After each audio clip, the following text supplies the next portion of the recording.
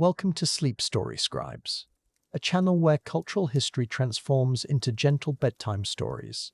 Each episode carries you through time on waves of soft narration, exploring how our most cherished traditions began in distant ages.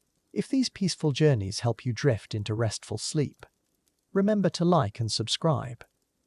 Your support helps us create more tranquil tales for dreamers everywhere.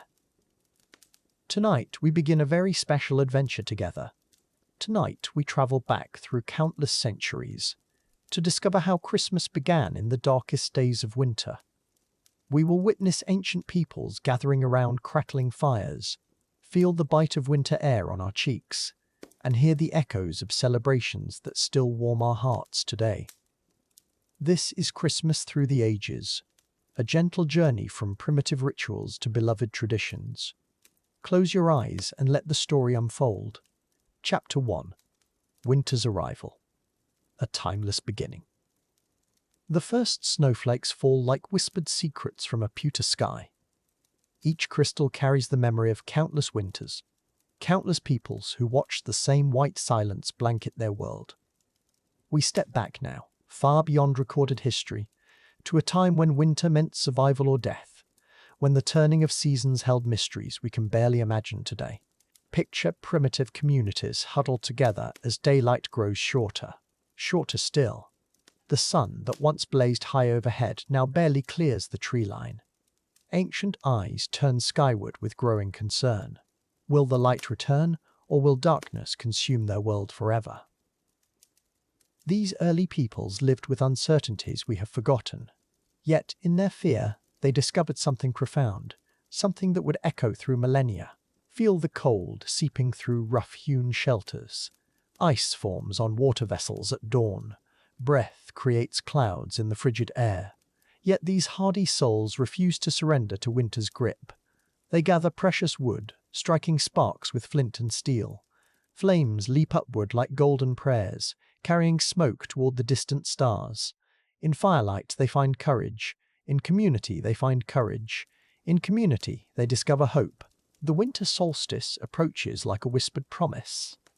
December's darkest day when night conquers the earth.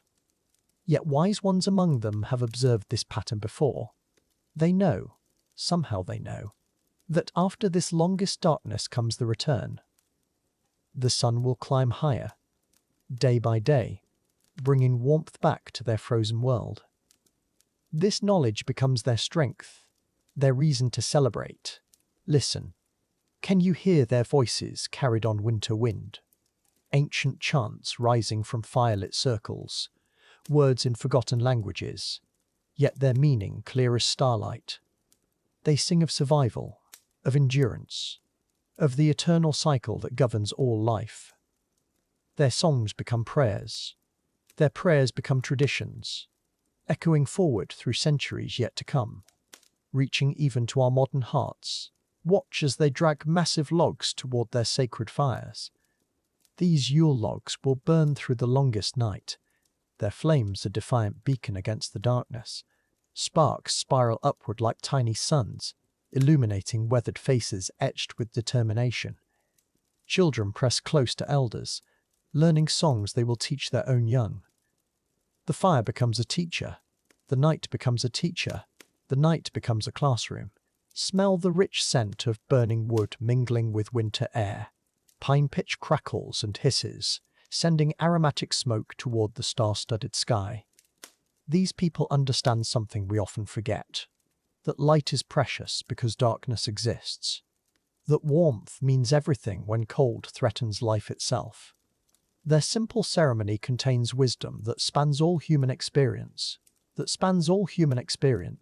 as the solstice night deepens. Families share what little food they have stored. Dried berries, preserved meat, roots gathered before the freeze. Each morsel represents hope, faith that spring will return, that life will triumph over winter's harsh reign.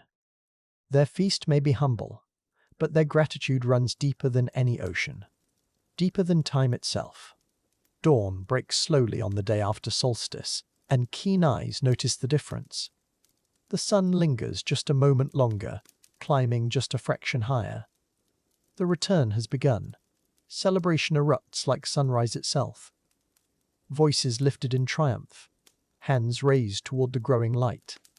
They have witnessed the great turning, the eternal promise fulfilled once again.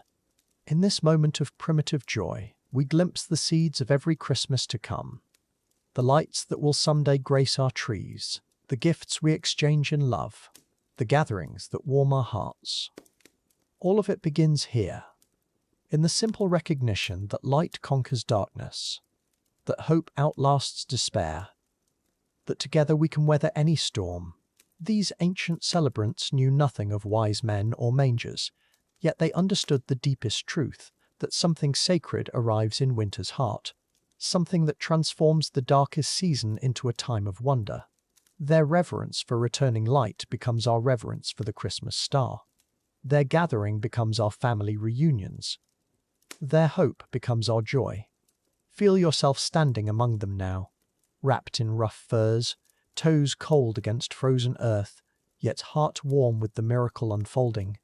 The great wheel turns, seasons shift, but this feeling remains constant. This sense that winter holds magic, that darkness gives birth to light, that endings always carry new beginnings within their depths. Their simple rituals echo across millennia, through Roman festivals and Christian traditions, through medieval celebrations and modern customs. The thread remains unbroken, connecting our decorated homes to their humble fires, our Christmas carols to their solstice songs, our holiday feasts to their shared survival. We are part of their story. They are part of ours. As the ancient fires fade to glowing embers, as the first chapter of our journey draws to a close, carry this warmth with you. This understanding that Christmas began not in palaces or cathedrals, but in the hearts of people who chose to celebrate light, even in darkness, especially in darkness. Their courage becomes our tradition. Their hope becomes our Christmas. Chapter 2. The First Noel. A new era dawns. Snow continues to fall as we step deeper into time, traveling back 2,000 years to a small town called Bethlehem. The air is crisp with winter's breath, and above, a single star burns brighter than all others. Tonight we witness the moment when history changed forever, when a simple birth in a humble stable would transform the world and give meaning to our winter celebrations.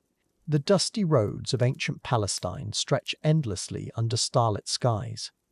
Roman soldiers patrol the territories, their footsteps echoing against stone walls. Census time has brought countless travelers to Bethlehem, all seeking lodging in the overcrowded town. Among them, a young couple walks slowly, the woman heavy with child, her husband leading their donkey with gentle care. They are Mary and Joseph, and their journey is nearly complete. Door after door closes in their faces. No room at the inn, no space in the guest chambers. The innkeepers shake their heads apologetically, their establishments bursting with census visitors. Joseph's concern grows as Mary's time draws near, her breathing laboured, her steps becoming slower. Finally, one kind-hearted innkeeper offers what little he can, a warm stable behind his dwelling. Simple, humble, humble, stable, simple, humble. In the stable, soft hay rustles beneath gentle movements. Oxen breathe warm mist into the chilly air, their presence oddly comforting. Oil lamps flicker against rough wooden beams, casting dancing shadows on stone walls. Mary rests against the hay. Joseph tends to their simple needs, and somewhere above, that brilliant star seems to pause directly overhead, as if the heavens themselves are holding their breath, waiting for this sacred moment to unfold. And then, in the quietest hour of night, when the world sleeps deepest, a child is born. Not in a palace, not surrounded by luxury, but here, in this humble stable, among the animals and the hay. Mary wraps her newborn son in simple cloth, her face radiant with joy and wonder. Joseph gazes in amazement at this tiny life, this child who will change everything. Above them, the star shines brighter still, bathing everything in gentle light. The Star of Bethlehem blazes like a celestial beacon, its light unlike any natural phenomenon. Astronomers and wise men across distant lands pause at their observations, noting this strange new presence in the heavens. Some say it moved across the sky, others that it remained perfectly still, but all agree it possessed an otherworldly quality. This star would guide seekers on an impossible journey, drawing them across deserts and mountains toward an encounter that would echo through eternity. In the fields surrounding Bethlehem, shepherds keep their nightly watch over sleeping flocks. These are simple men, weathered by sun and wind, accustomed to the solitude of dark hills. Their fires burn low, casting small circles of warmth against the vast night. They know every sound, every shadow, every shift in the wind. But tonight, something is different. The very air seems to shimmer, and an unusual peace settles over their sheep, as if creation itself is waiting. Suddenly, the darkness erupts in brilliant light, and the shepherds fall to their knees in terror and wonder. An angel appears before them, surrounded by glory that makes the brightest day seem dim. "Fear not," the angel speaks, his voice like music and thunder combined.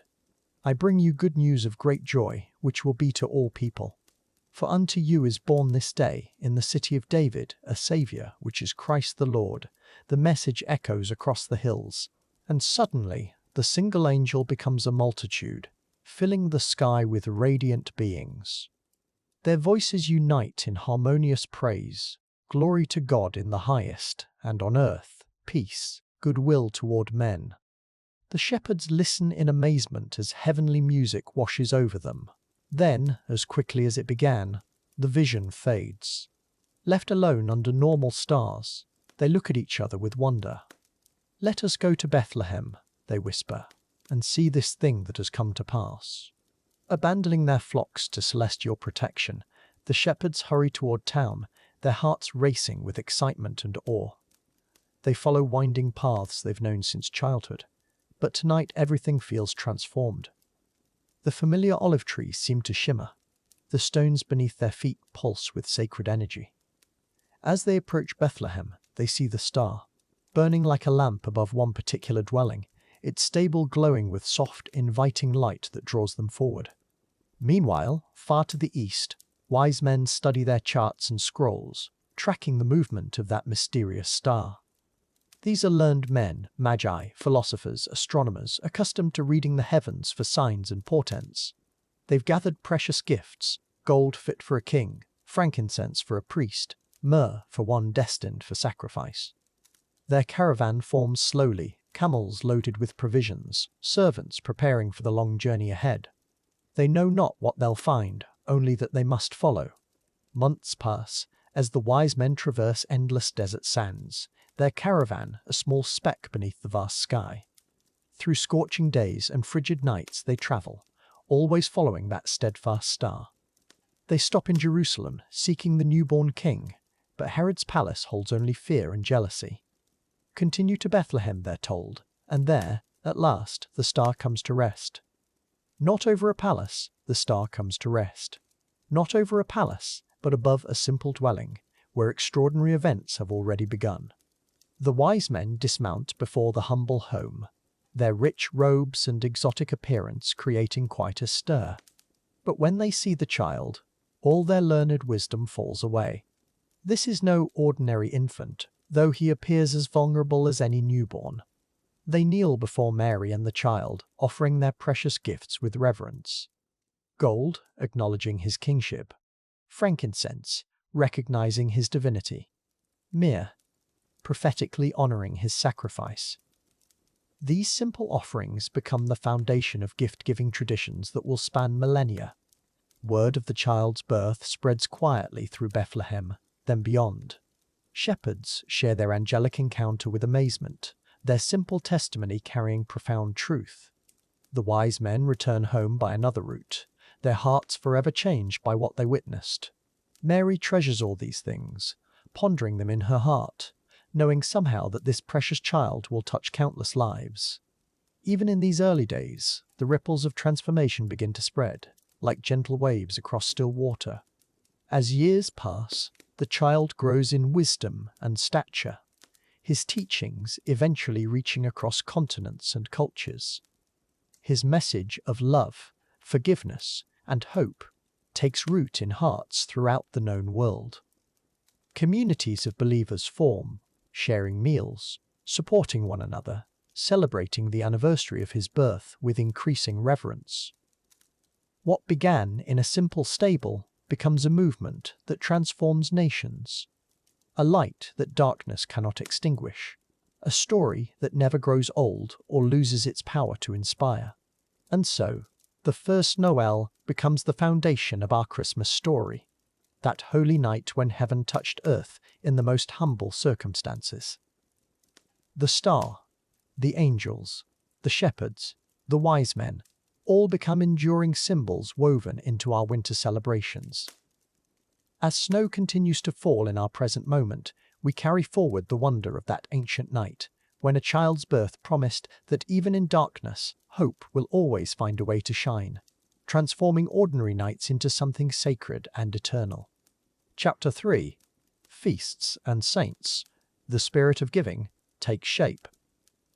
The ancient Roman festivals fade like morning mist, and something new begins to take root in the hearts of believers.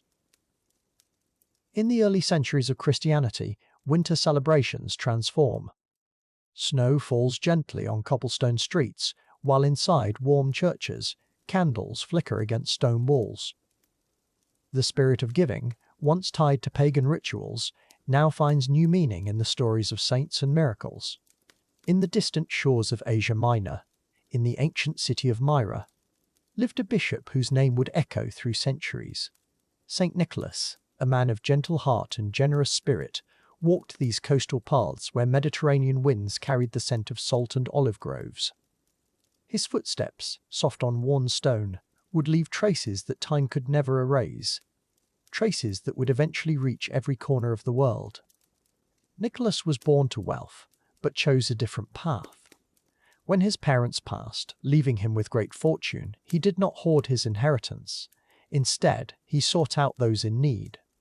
Through narrow streets and humble doorways, he moved like a gentle shadow, leaving gifts for families who struggled to feed their children, coins for those who had none, hope for those who had forgotten what it felt like. The most beloved tale tells of 3 sisters, daughters of a poor widower, who faced a terrible choice. Without dowries, his daughters could not marry, and poverty threatened to consume their small household. Night after night, the father lay awake, listening to winter winds rattling the shutters, wondering what fate awaited his beloved children. But St. Nicholas had heard of their plight, and compassion stirred within his heart. On 3 separate nights, as snow fell silently outside, Nicholas approached their humble dwelling. Through the window, he could see stockings hung by the fire to dry, simple woolen garments that spoke of their modest life. Quietly, carefully, he dropped bags of gold coins through the window, each one landing perfectly in a stocking. The soft clink of gold meeting wool would become the sound of Christmas magic. When morning came, and the family discovered the unexpected gifts, wonder filled their eyes. The father wept with joy, knowing his daughters were saved. The sisters embraced, their future now bright with possibility. And somewhere in the distance, St. Nicholas smiled, his heart warm despite the winter cold. This simple act of kindness would plant seeds that would grow into traditions lasting thousands of years. Word of Nicholas's generosity spread like ripples on still water. Throughout Myra and beyond, people began to whisper of the mysterious bishop who helped the needy. Children would hang their stockings with hope. Families would share stories of unexpected gifts. And slowly, the feast day of St. Nicholas became a celebration of giving. December 6, his saint day, filled with warmth despite winter's embrace. In monasteries across the growing Christian world, monks began to prepare special feasts in Nicholas's honor. The scent of baking bread drifted through stone corridors, mixed with the aroma of honey cakes and spiced wine. Candlelight danced on weathered walls, while voices rose in gentle hymns. These celebrations, simple yet profound, carried the essence of St. Nicholas's spirit, the joy found in giving to others. Village after village embraced the tradition. On cold December evenings, families would gather around their hearths, sharing stories of St. Nicholas while the wind whispered outside. Children listened with wide eyes, imagining the kind bishop moving through snowy streets, his pockets full of gifts for those in need.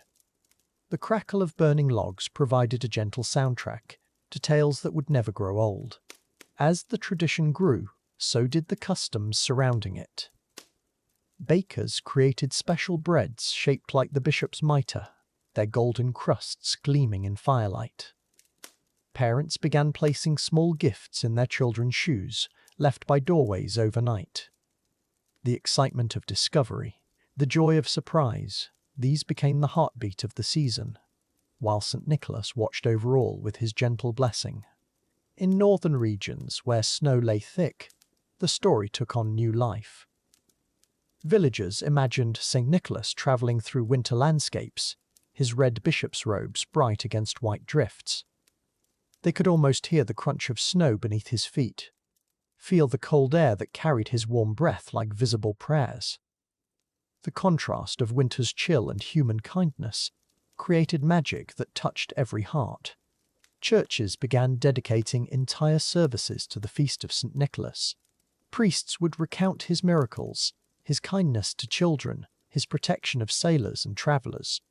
The congregation listened in hushed reverence, while incense rose like prayers toward stone vaults. These services planted seeds of Christmas devotion that would eventually bloom into the grand celebrations we know today, but remained intimate and sacred. Children especially embraced the saint's feast day. They would leave their shoes by windows, hoping St. Nicholas would fill them with treats. The anticipation, the wonder, the morning discoveries of nuts and fruits and small treasures created memories that lasted lifetimes. Parents watched with tender smiles, remembering their own childhood excitement, as the tradition passed from generation to generation like a precious inheritance. The spirit of St. Nicholas began to merge with older winter celebrations. His feast day brought light to the darkest time of year, just as ancient festivals had done. But now, the light came not from fires alone, but from acts of kindness, from generous hearts, from the warm glow of families gathered in love. The bishop's legacy transformed winter from a time of hardship into a season of hope. As centuries passed, the image of St. Nicholas evolved. Artists painted him with flowing white beard, kindly eyes that sparkled with wisdom and compassion. His bishop's mitre became a symbol of authority used in service to others, his staff a tool for helping rather than commanding. These visual representations spread across Europe, each culture adding its own gentle touches to his beloved image. And so, in these early Christian centuries, the foundation of Christmas giving was laid. St. Nicholas, with his quiet generosity and loving heart, showed the world what it meant to celebrate through service. His story, like snow covering the earth, would spread far and wide, transforming winter celebrations forever. The spirit of giving had found its saint, and Christmas was beginning to take shape. Chapter 4. Yule Logs and Mistletoe. Echoes of Ancient Winter Solstice. We now step across the threshold of time into medieval Europe, where stone walls hold secrets and firelight dances against timber beams. Here, Christmas begins its gentle dance with older traditions, threads of ancient winter solstice customs weaving themselves into the fabric of this newer celebration. The air carries whispers of both old and newer celebration. In great halls and humble cottages alike, flames flicker against the darkness of December nights. These are not ordinary fires, but echoes of something far older, something that reaches back to when our ancestors first learnt to coax light from darkness. The warmth spreads not just through rooms, but through generations, carrying forward traditions that refuse to be forgotten completely. Listen. Do you hear it? The soft crackling of burning wood, the gentle settling of logs as they surrender to flame. This is where the story of the Yule log begins, not as decoration, but as sacred act. A ceremony of light conquering shadow, of hope kindled when winter feels endless. Each spark that rises carries prayers for the sun's return. The choosing of the Yule log was never left to chance. Families would venture into snow-laden forests, seeking the perfect oak or ash, sometimes birch, trees that had weathered many seasons, that held within their rings the memory of countless summers. Their wood would burn slowly, steadily, a beacon through the longest nights of winter's grip. Once chosen, the log would be dragged home with ceremony, often blessed by the eldest, sometimes decorated with evergreen boughs. The lighting required flame from the previous year's log, carefully preserved through seasons, connecting one winter to the next, one generation to another. An unbroken chain of light stretching back through time.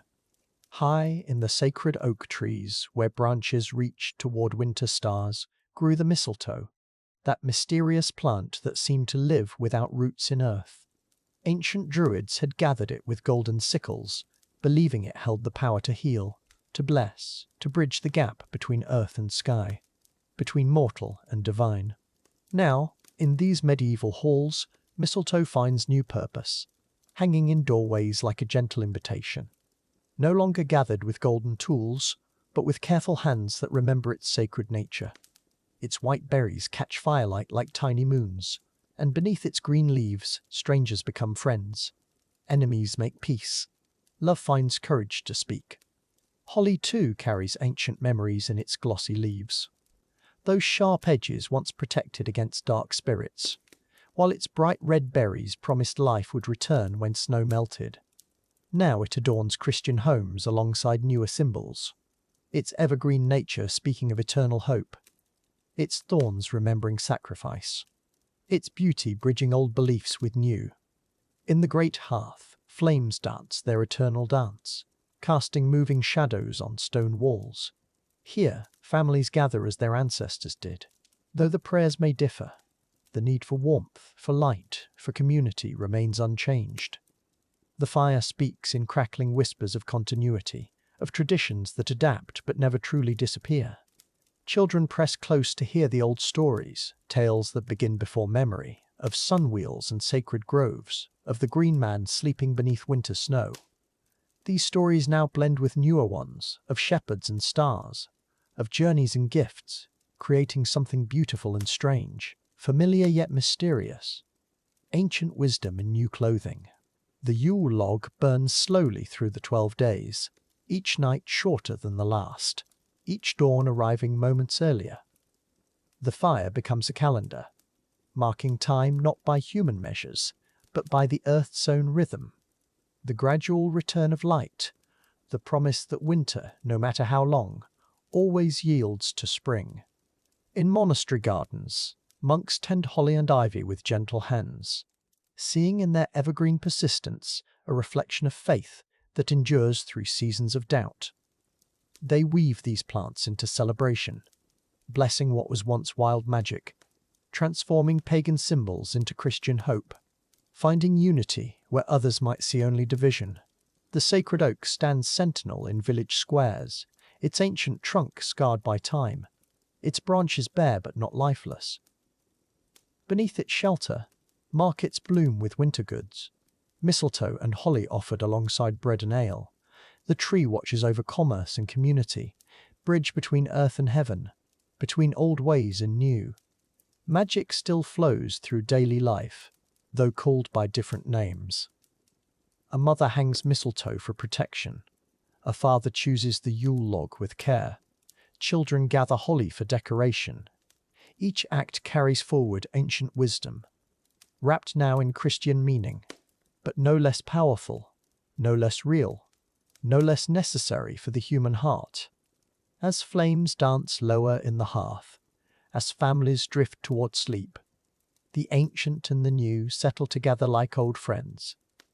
The Yule log burns on, keeping watch through winter darkness, while mistletoe and holly stand guard over doorways and dreams. Traditions breathe, grow, change, but never truly die, only transform. The fire settles into glowing embers, painting the room in amber light. In this gentle glow, we see how Christmas continues its evolution, absorbing, adapting, becoming something both familiar and new.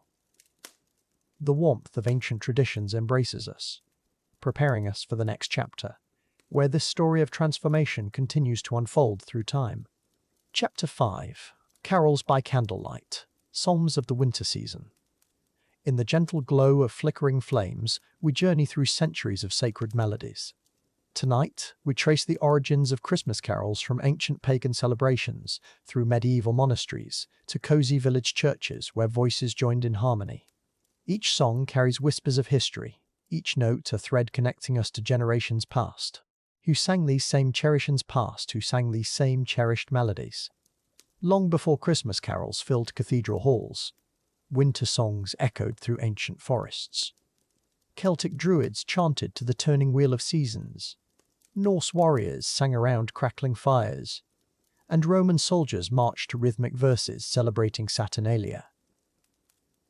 These early melodies, born from humanity's deep need to find light in darkness, would eventually weave themselves into the fabric of Christian celebration, transforming pagan joy into sacred reverence. As Christianity spread across Europe, monks in stone monasteries began adapting these ancient melodies. The first Gregorian chants emerged, their haunting tones rising through vaulted ceilings like incense. Brother Francis, hunched over parchment by candlelight, carefully notated each sacred note. These early Christian songs, with their simple Latin phrases, became the foundation for all carols that would follow, bridging the gap between earthbound celebration and divine worship. In medieval England, travelling minstrels wandered from village to village, carrying songs in their leather pouches like precious gems. They called it the minstrelsy of Christmastide, a collection of melodies that told the nativity story through verse and harmony.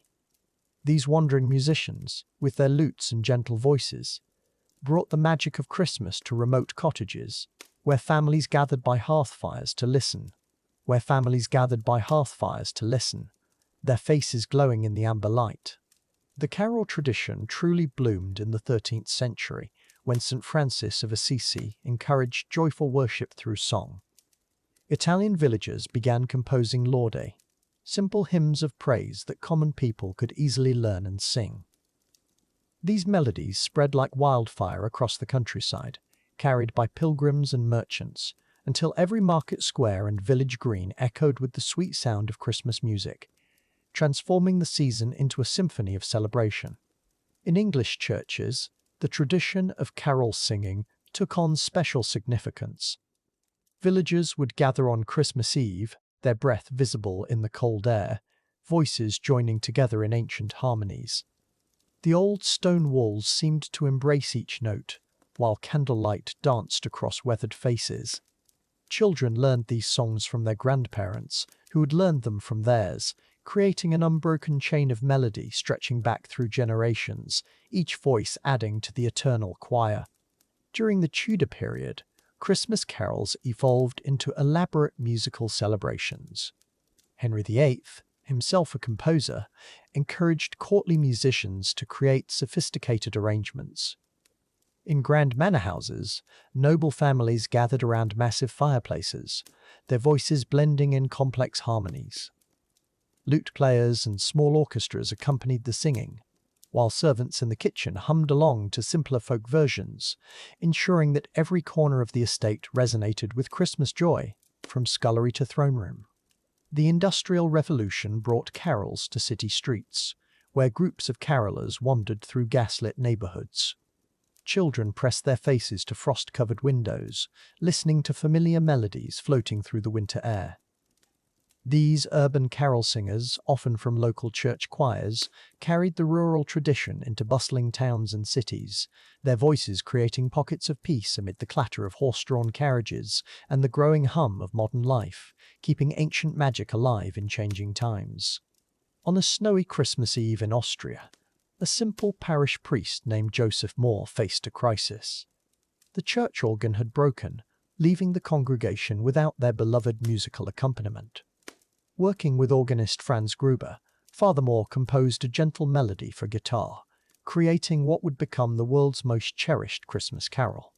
Silent Night, born from necessity, would soon travel across oceans, its peaceful message touching hearts in every language, a testament to music's power to unite humanity. The first performance of Silent Night in that small Austrian church was magical beyond imagination. Franz Gruber's guitar strings caught the candlelight, while Father Moore's clear tenor voice filled the sacred space.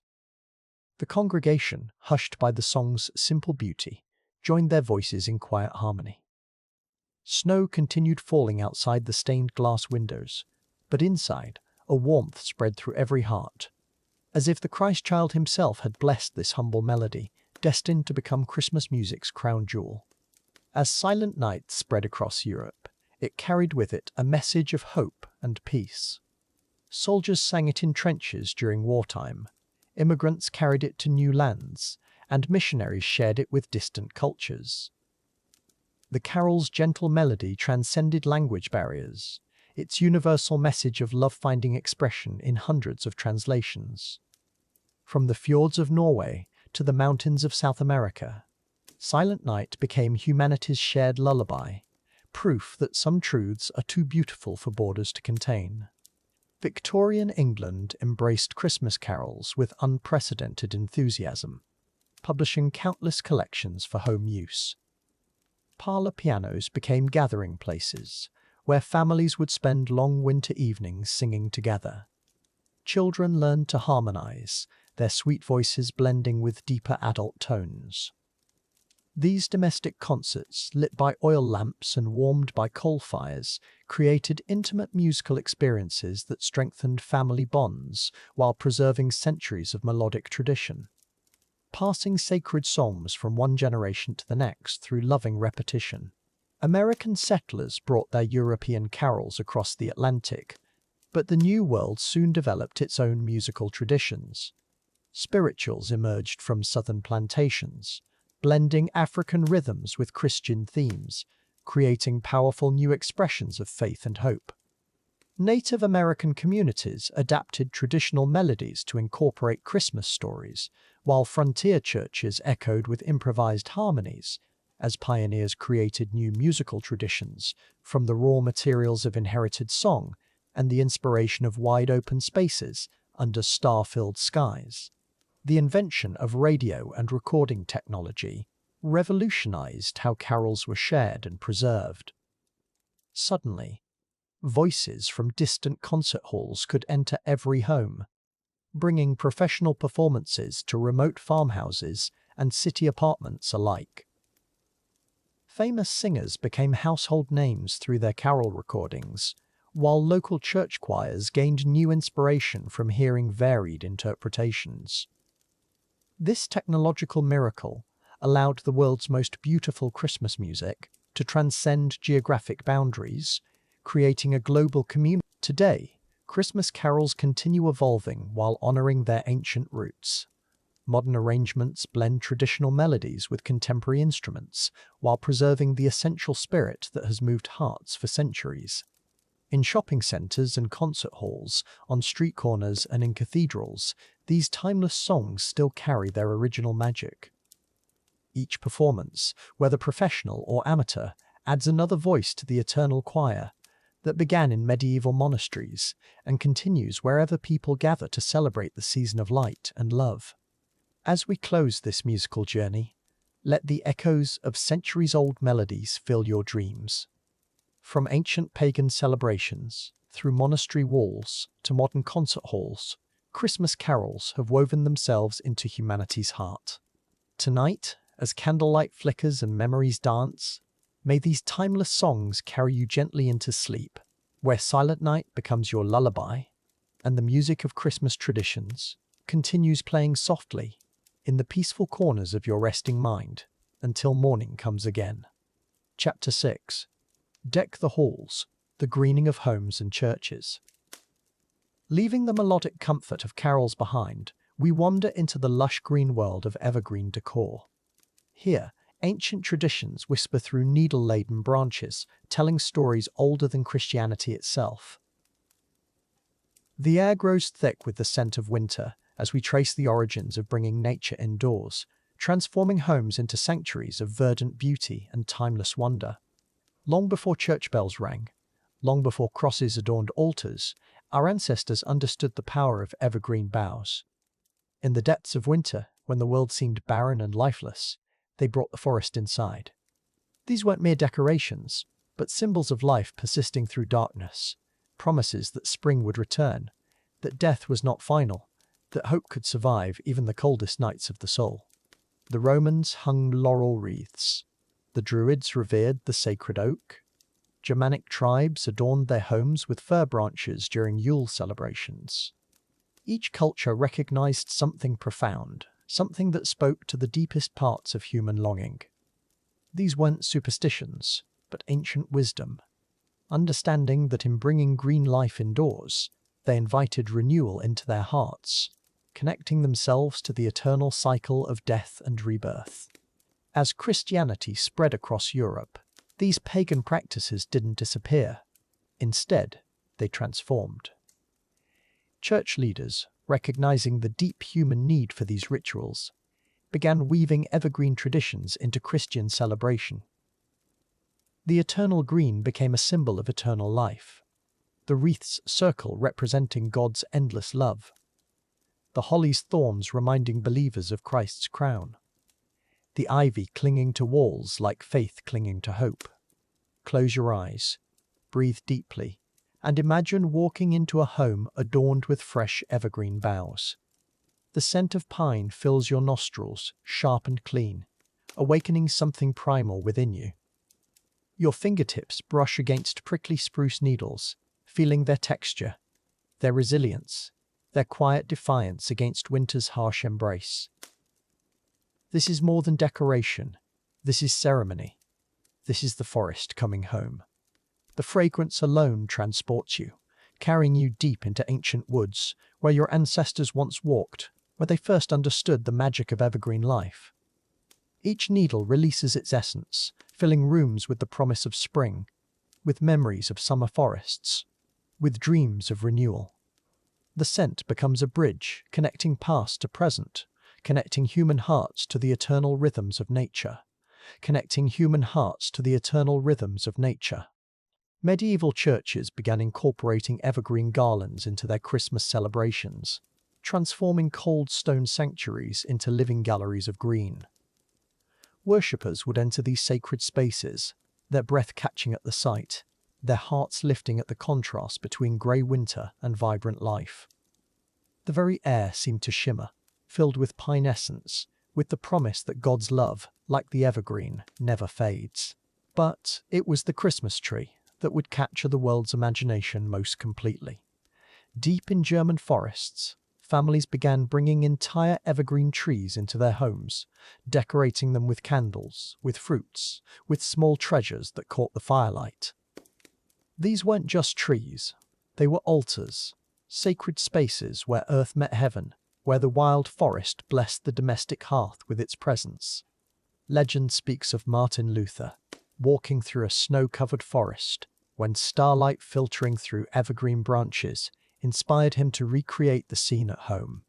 Whether truth or tale, the story captures something essential. The moment when humans recognized that bringing the forest indoors wasn't just decoration, but transformation. A way of making every home a temple, every parlor a sanctuary of wonder and light. For centuries, the Christmas tree remained largely a German tradition, spreading slowly through neighboring regions, carried by traders, by travelers, by those who had witnessed its magic and longed to recreate it.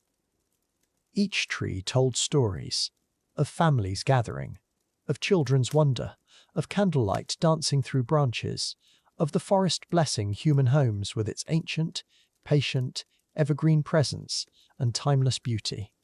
Then came 1840, when a young German princess named Victoria married Prince Albert. And everything changed. In Windsor Castle, Prince Albert erected a magnificent Christmas tree, decorated with candles, gingerbread, and small gifts. When the Illustrated London News published a drawing of the royal family gathered around their tree, the world took notice, and the Christmas tree began its journey to every corner of the globe. Picture that moment. Queen Victoria herself, standing before the glowing tree, her children's faces illuminated by candlelight, their eyes wide with wonder. The scene was magical, intimate, yet somehow grand, showing the world that this ancient tradition could grace the humblest cottage or the grandest palace. The Christmas tree became democracy in action, bringing the same joy to every home, regardless of station. Within decades, Christmas trees appeared in London parlours, New York brownstones, farmhouses across America, spreading like seeds on winter wind. Each family made the tradition their own, some hanging gingerbread, others adding ribbons, still others crafting ornaments from whatever materials they could find. The evergreen tree became a canvas, upon which families painted their dreams, their hopes, their love for one another. The greening of homes became an annual pilgrimage, families venturing into forests or to market squares, searching for the perfect tree, the ideal boughs, the greenest garland. Children would press their faces against evergreen branches, breathing deeply, letting the forest scent fill their lungs, their memories, their dreams. This wasn't shopping, this was ceremony, this was ceremony. This was the sacred act of bringing wildness home. In churches, evergreen wreaths began appearing, circular symbols of eternal life, of God's endless love, of the cycle that connects all living things. Advent wreaths marked the weeks leading to Christmas, each candle flame flickering through green branches, each service filling sanctuaries with pine essence, with the promise that light, like the evergreen, endures through every season, through every darkness. And so we linger here, in this verdant bliss, surrounded by the scent of pine, the touch of spruce needles, the glow of candlelight through green branches. The forest has blessed our homes, our churches, our hearts, connecting us to something ancient, something eternal, something that whispers of renewal, even in winter's depths.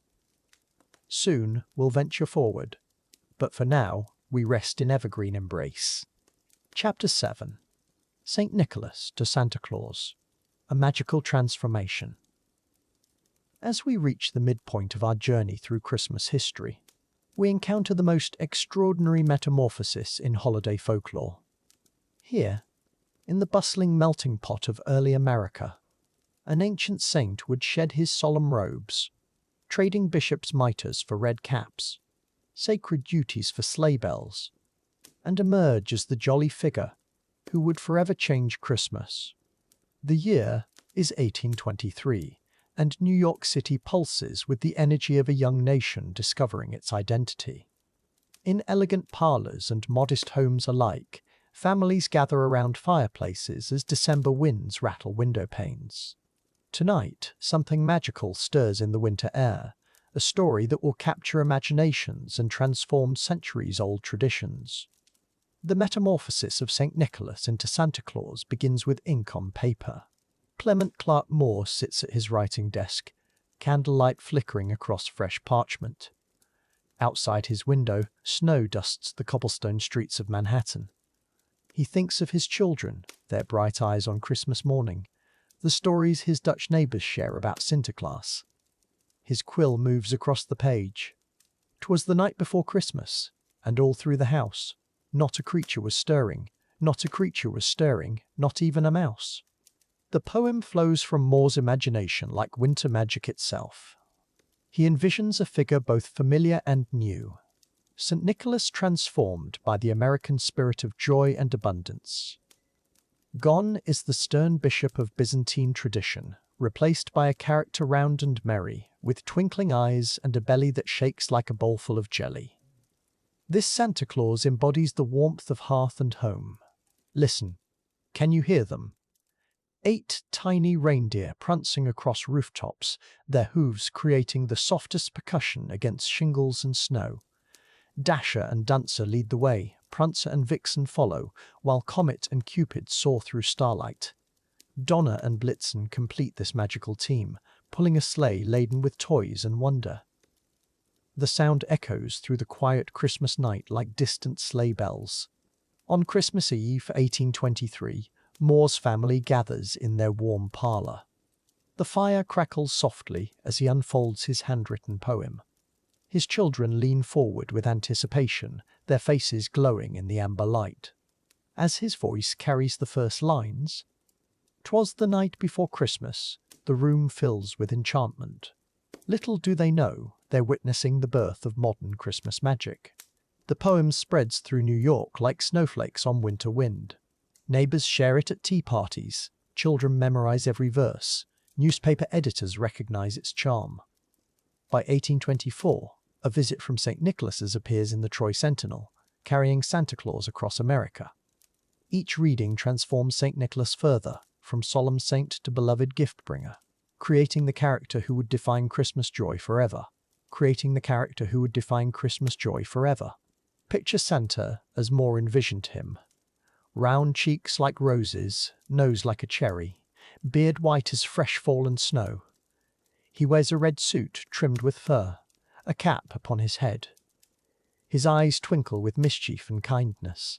His smile radiates warmth that could melt the coldest winter heart. This is no austere bishop, but a grandfather figure who embodies Christmas joy in human form.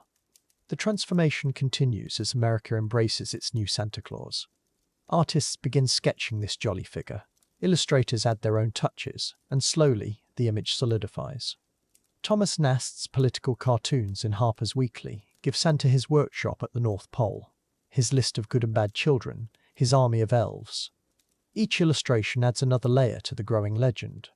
Close your eyes and soar above a moonlit village on Christmas Eve. Below, chimney smoke rises like prayers into the starry sky. Snow-covered rooftops gleam silver in the moonlight, creating a perfect landing strip for Santa's sleigh. Windows glow golden with lamplight. Families nestled safely in their beds, while overhead, 8 reindeer carry Christmas magic from house to house, leaving wonder in their wake. The sound of Santa's arrival becomes part of Christmas legend. The soft thud of boots on rooftops, the gentle jingle of harness bells, the whisper of his red coat brushing against chimney bricks. Children lie awake straining to hear these magical sounds, hearts racing with excitement, imaginations painting pictures of the jolly man sliding down their very own chimney with a bag full of dreams. By the mid-1800s, Santa Claus has captured America's heart completely. Department stores hire men to dress as Santa, families leave cookies and milk by the fireplace, children write letters filled with Christmas wishes. The transformation is complete. St. Nicholas of Myra has become Santa Claus of the North Pole, ancient saint has become beloved Christmas icon, and Christmas will never be the same. This magical transformation reflects America itself, a melting pot where old traditions blend with new possibilities. Dutch Sinterklaas meets English Father Christmas. German gift-bringing customs merge with American optimism. And from this cultural fusion emerges something entirely new. Santa Claus becomes the embodiment of Christmas generosity, the spirit of giving made flesh, joy personified in red velvet and white fur. The ripples of this transformation spread far beyond America's borders. Santa Claus travels back across the Atlantic, influencing Christmas traditions in Europe and beyond. The jolly figure Moore imagined in his New York parlor becomes a global ambassador of Christmas joy, carrying the spirit of the season to children everywhere, proving that the most powerful magic is the kind that brings families together. As we witness this pivotal moment in Christmas history, we see how a simple poem changed everything. One winter evening, one father's love for his children, one flight of imagination, and Christmas gained its most beloved figure. St. Nicholas the Saint became Santa Claus the Joy-bringer, and in that transformation, Christmas found its heart, warm, generous, and filled with childlike wonder. Our hearts swell with that same childlike wonder as we prepare to explore more enchanting aspects of festive folklore. The magic Santa Claus brought to Christmas opened doors to countless other traditions, each one adding its own sparkle to the holiday tapestry. Let us journey forward, carrying the joy of discovery, ready to unwrap the next beautiful gift that Christmas history offers our curious souls. Chapter 8. Tidings from Around the World. A Global Perspective. As our journey through Christmas history unfolds, we find ourselves standing at the crossroads of cultures, where ancient traditions have blossomed into countless beautiful expressions. The winter wind carries whispers from distant lands, each telling their own sacred story of how this holy season touches hearts, in ways both familiar and wonderfully unique. In the highlands of Ethiopia, where coffee beans first blessed the world, Christmas arrives not in December, but in January, following the ancient Julian calendar. Here, the celebration is called Jenna, a time when families dress in traditional white cotton robes and gather for prayers that echo through mountain valleys. The air fills with the scent of injera bread, and voices raised in thanksgiving. Ethiopian children carry torches through darkened streets, their flames dancing like earthbound stars against the night sky. They sing songs passed down through generations, voices harmonizing in ancient ge'ez, while elders share stories of shepherds and wise men. The celebration stretches for days, with feasting and football matches played in village squares, joy flowing like honey from the highland meadows. Across the ocean, in the Philippines, Christmas begins in September, making it perhaps the longest celebration in the world.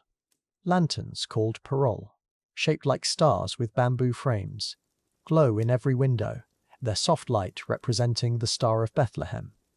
These beautiful creations, handmade with love and care, transform entire neighborhoods into galaxies of gentle illumination, welcoming the season with patient anticipation. Filipino families gather for Simbang Gabi, 9 dawn masses leading to Christmas Eve, their footsteps echoing through quiet streets before sunrise. The smell of bibingka rice cakes and puto bumbong, purple rice treats, drifts from vendors outside ancient churches. Generations walk together in the pre-dawn darkness, their devotion creating a river of faith that flows toward the holy celebration. In the grand cathedrals of Manila and Cebu, midnight mass on Christmas Eve becomes a symphony of voices, thousands singing in unison under soaring stone arches. Candles flicker like captured starlight, while incense curls toward heaven. Children press their faces against stained glass windows, watching colored light paint stories of angels and shepherds, their wonder reflecting the miracle they celebrate. Far to the north, in the fjords and forests of Scandinavia, Christmas arrives with a different kind of magic. Here, where winter nights stretch long and deep, families create circles of warmth against the cold. Norwegian homes glow with the soft light of real candles, while the scent of cinnamon and cardamom, from freshly baked julekake bread, fills kitchens with the essence of comfort. Swedish families gather around tables laden with simple, honest food, their conversations flowing in gentle whispers, respectful of the sacred season. Children place straw goats and wooden horses, painted red and gold, beneath evergreen trees. The aurora borealis dances across winter skies, nature's own celebration, painting the heavens in ribbons of green and gold, a reminder of divine wonder. In Denmark, hygge fills every corner, that untranslatable sense of cozy contentment that makes hearts feel at home. Families light candles in every room, their flames casting dancing shadows on wooden walls. They share stories and sing carols, voices blending in harmonies that seem to warm the very air, while snow falls softly outside frost-covered windows, creating a world of perfect peace. These diverse traditions, though separated by oceans and mountains, share common threads that bind them together, like golden filaments in a tapestry of faith. Whether in Ethiopian highlands or Philippine islands, whether in Scandinavian forests or tropical shores, the same human longing for connection, for hope, for love, weaves through every celebration, creating unity from beautiful diversity. The vibrant decorations of each culture tell their own stories. Mexican papel picado fluttering like prayer flags, German glass ornaments catching candlelight like captured rainbows, Indian rangoli patterns drawn in colored sand, each artistic expression reflecting the local heart while honoring the universal message. that light conquers darkness, that love triumphs over fear, that love triumphs over fear, that hope never dies. Children everywhere, regardless of language or latitude, share the same wide-eyed wonder, the same breathless anticipation, the same pure joy that makes adults remember what it feels like to believe in magic. Their laughter echoes in Ethiopian mountains, rings through Philippine churches, whispers across Scandinavian snow, a universal language that needs no translation, speaking directly to the heart of Christmas. The feasts that mark these celebrations, though featuring different ingredients and flavors, all carry the same essential ingredient: love mixed into every dish, care stirred into every pot, generations of wisdom seasoned into every recipe. Whether injera or bibinka, julakake or tamales, the food becomes communion, bringing families together around tables that become altars of gratitude and sharing. Music rises from every corner of the world, ancient hymns sung in countless languages, yet somehow harmonizing across the centuries. Ethiopian drums echo the heartbeat of devotion. Filipino choirs lift voices like incense. Scandinavian folk songs hum with the contentment of deep winter, all joining in a global chorus that celebrates the arrival of light, of hope, of love, of light, of hope, of love incarnate. As our journey through these global traditions draws to a gentle close, we begin to sense how each culture has contributed its own special flavors, its own unique seasonings, to the great feast of Christmas celebration.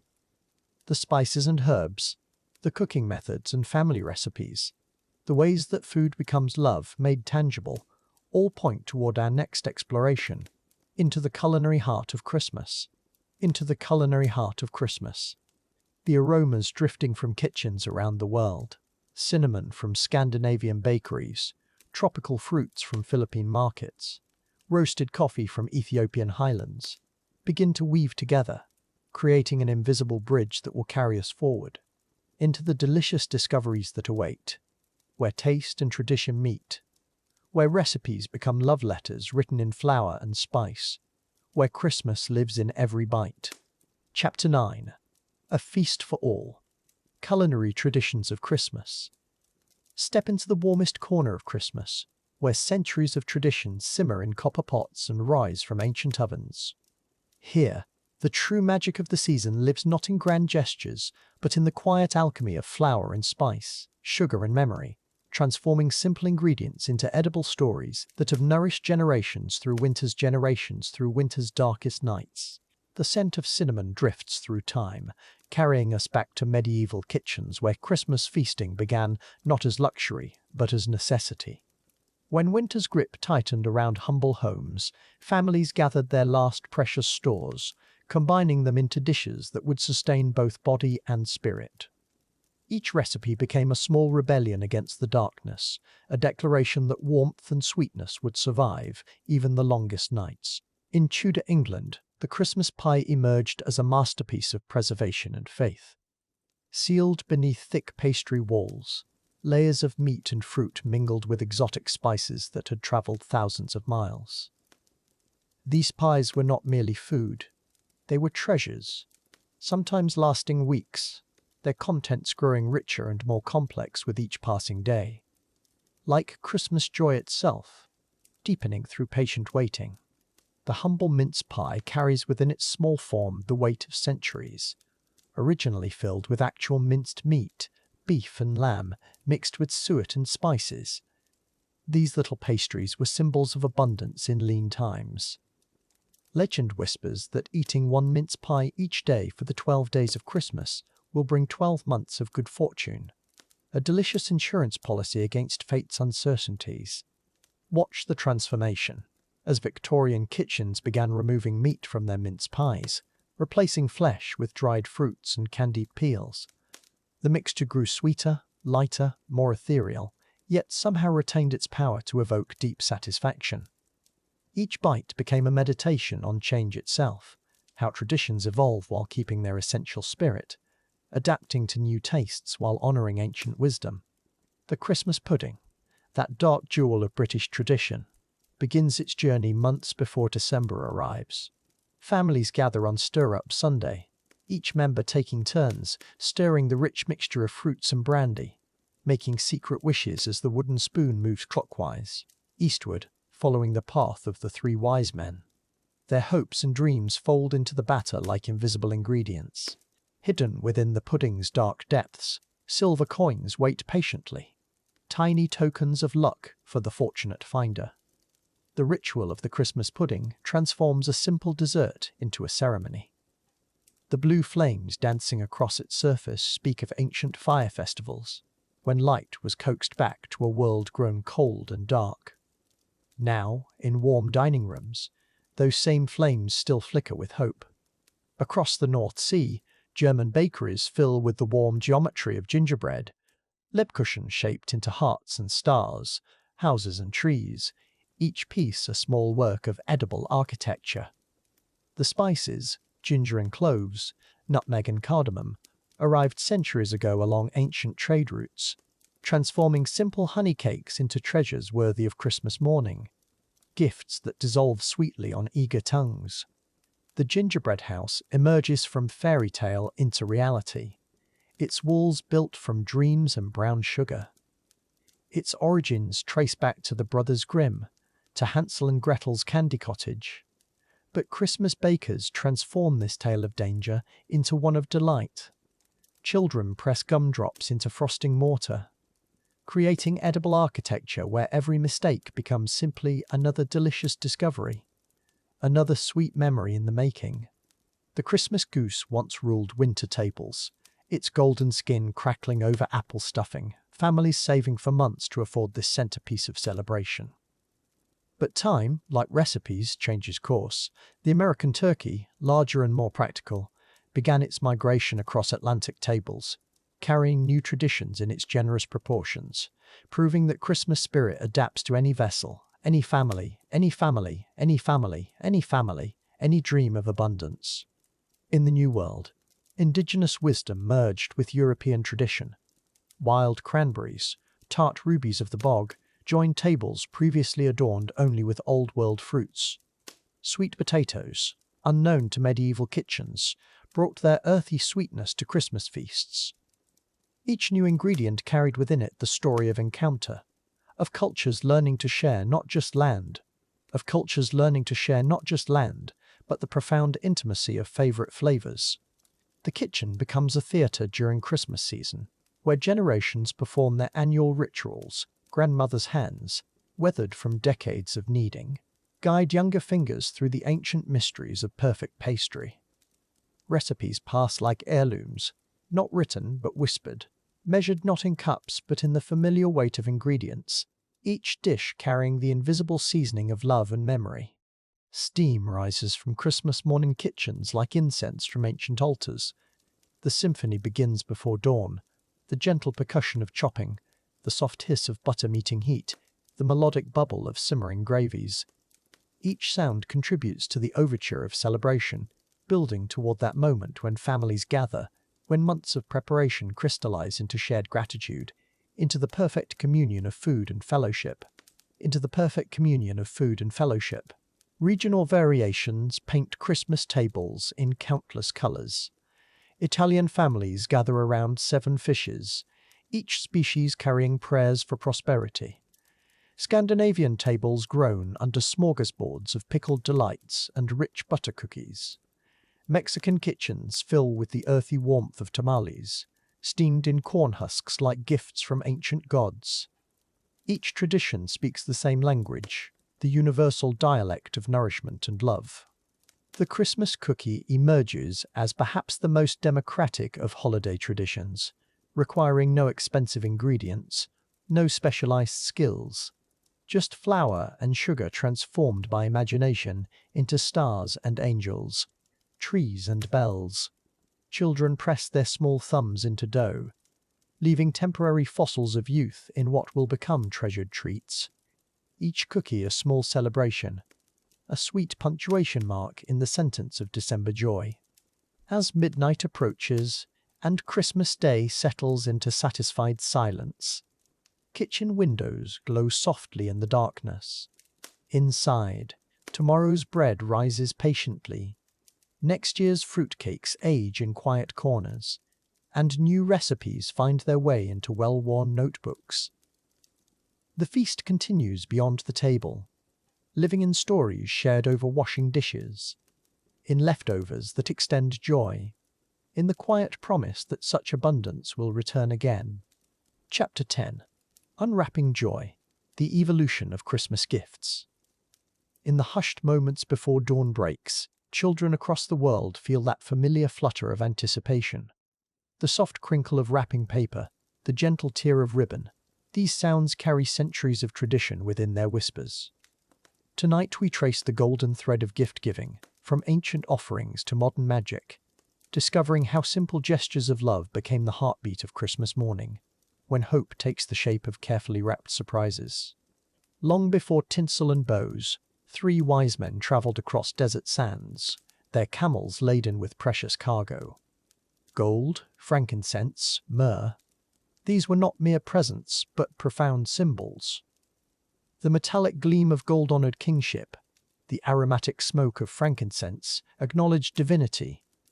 The bitter myrrh foretold sacrifice. In that humble stable, surrounded by hay and starlight, the very first Christmas gifts were offered. These ancient treasures planted seeds that would bloom into traditions spanning millennia.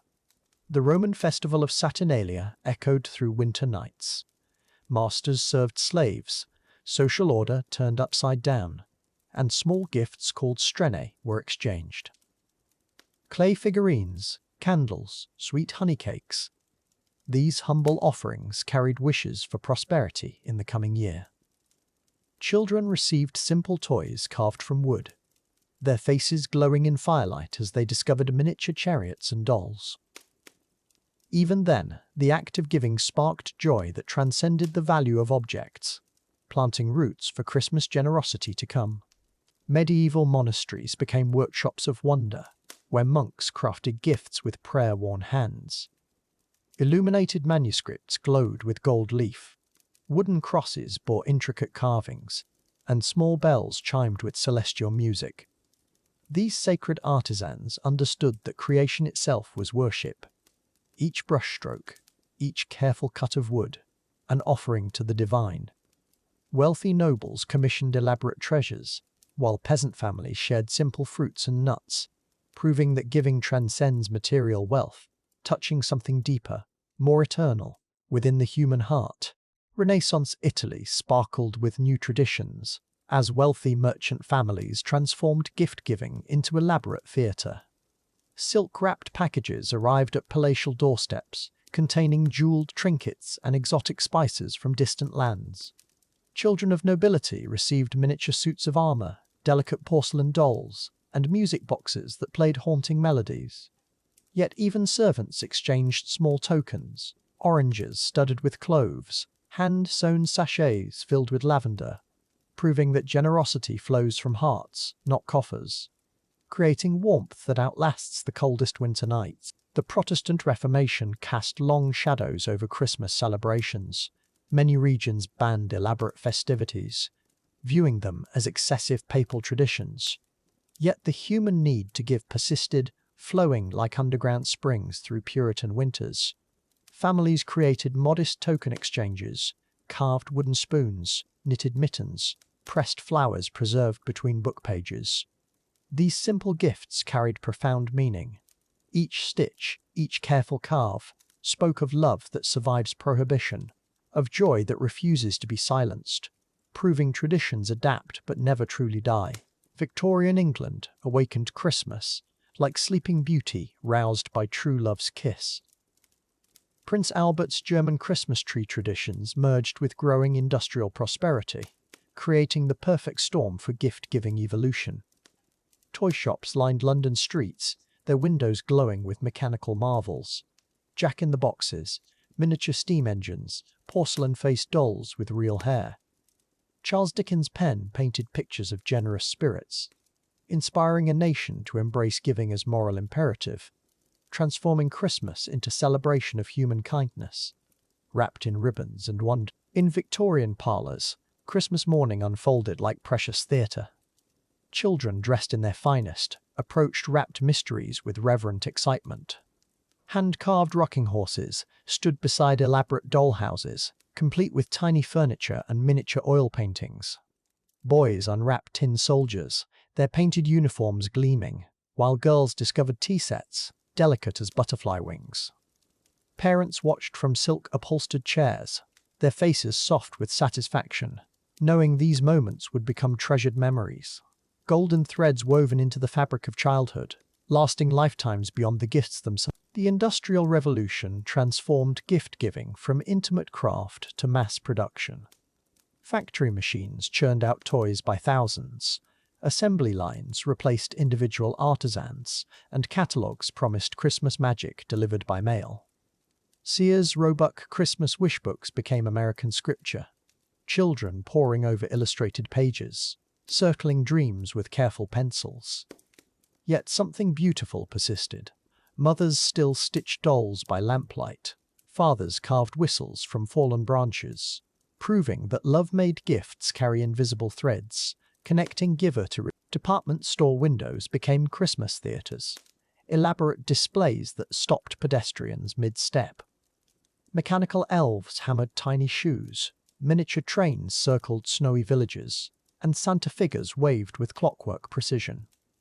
Children pressed faces against frosted glass, their breath creating small clouds of wonder. Inside, aisles overflowed with possibility, bicycles gleaming under electric lights, chemistry sets promising scientific adventure, books offering worlds beyond imagination.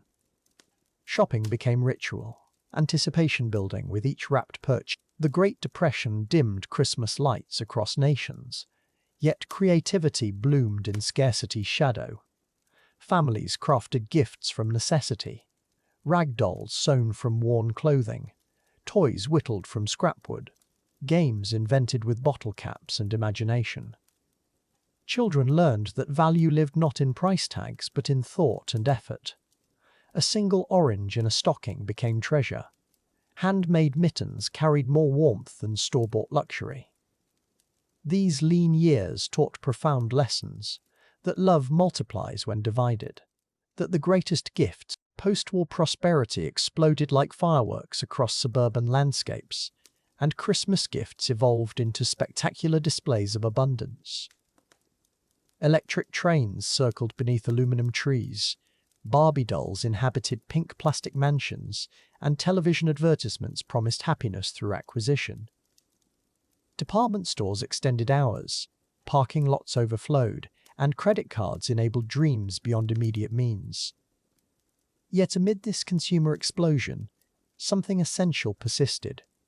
The quiet moment when giver and receiver lock eyes, recognition passing between. The digital age rewrapped Christmas in pixels and algorithms. Online wish lists replaced whispered secrets to Santa, and overnight shipping promised instant gratification. Children learned to navigate tablets before walking, their Christmas mornings filled with electronic wonders, gaming consoles, smartphones, virtual reality headsets transporting them to impossible worlds. Yet grandparents still knit scarves, parents still read bedtime stories, and handmade gifts continue appearing beneath glowing trees, proving that human touch survives technological tsunamis, that some traditions transcend every innovation. Modern Christmas mornings blend ancient wonder with contemporary complexity. Children unwrapping packages while video calling, distant relatives, tradition and technology dancing together. Gift cards replace elaborate wrapping. Experiences compete with objects, and eco-conscious families choose sustainable surprises. Yet the fundamental magic endures. That moment of unveiling, the gasp of delight, eyes brightening with possibility. Whether opening hand-carved toys or high-tech gadgets, the emotion remains identical. Joy rippling outward like stones. Some gifts transcend physical form entirely, becoming memories wrapped in golden moments. The grandmother who teaches cookie recipes, passing down flour-dusted wisdom. The father who builds snow forts, creating kingdoms of laughter. The mother who reads stories, her voice painting pictures more vivid than any screen. These intangible offerings outlast every toy, every gadget, every material pleasure. They become part of us, woven into our hearts, treasures no thief can steal, no time can tarnish, gifts that keep giving, long after wrapping paper. As we trace gift-giving's evolution, from wise men's ancient offerings to modern online orders, we discover that the greatest presents cannot be purchased, wrapped, or placed beneath trees. They live in gestures, in attention, in presence itself. The child who shares their favorite toy, the teenager who helps without being asked, the adult who offers time instead of objects, these are the gifts that matter most. Christmas morning arrives, packages await, but the real treasure lies not in what we unwrap, but in whom we choose to wrap our arms around. Chapter 11. Through a Child's Eyes, the Innocence and Magic of Christmas. In the simplest of gestures, the most profound magic unfolds. We step into a world where wonder lives in every twinkling light, where stockings become vessels of hope, where letters to Santa carry the deepest dreams. Here, in the realm of childhood Christmas, impossibility becomes reality, and every moment shimmers with pure enchantment. Picture a small face pressed against frosted glass, eyes wide with amazement as coloured lights dance across the window. Each bulb tells a story. Red ones whisper of warmth, green ones speak of evergreen promises, golden ones shimmer with dreams yet to come. The child's breath fogs the glass, creating tiny clouds of anticipation that fade and return. Like the rhythm of Christmas magic itself. In the corner of a cozy room, a Christmas tree stands adorned with memories. A child kneels beneath its branches, carefully placing handmade ornaments on the lowest boughs. Paper angels with crooked smiles, stars cut from cardboard and covered in glitter, each one a masterpiece in tiny hands. The scent of pine mingles with the warmth of hot chocolate, creating Christmas perfection. The mantelpiece holds treasures beyond measure, stockings hanging in hopeful anticipation. One is comically oversized, dragging nearly to the floor, hung with determination by small hands that believe bigger means more magic. The child steps back, surveys the handiwork with satisfaction, then tiptoes closer to whisper secrets to each woolen vessel, filling them with dreams before Santa fills them with surprises. At a kitchen table, under the soft glow of lamplight, a letter takes shape. Dear Santa. Written in careful pencil strokes that waver with concentration. Each word is chosen with the gravity of a royal decree. Each request balanced between want and worthiness. The tongue peeks out slightly, a sign of deep focus, as Christmas wishes flow from heart to paper in careful, innocent script. Snow begins to fall outside the window, and suddenly the world transforms into a Christmas card. The child presses closer to the glass, watching each flake dance its way to earth. In this magical precipitation, reindeer might land, elves might play, snowmen might come to life when no one is looking. Every snowflake carries the possibility of miracles, of stories yet to unfold. The sound of sleigh bells rings through the evening air, or perhaps it's just the wind chimes on the neighbor's porch. But in a child's imagination, those bells announce something far more wonderful. Reindeer hooves on rooftops, the gentle jingle of harness bells, the soft whisper of sleigh runners through snow. Reality and magic blend seamlessly, creating the perfect soundtrack for Christmas dreams. In the warmth of a reading nook, surrounded by pillows and blankets, a child listens to tales of Christmas magic.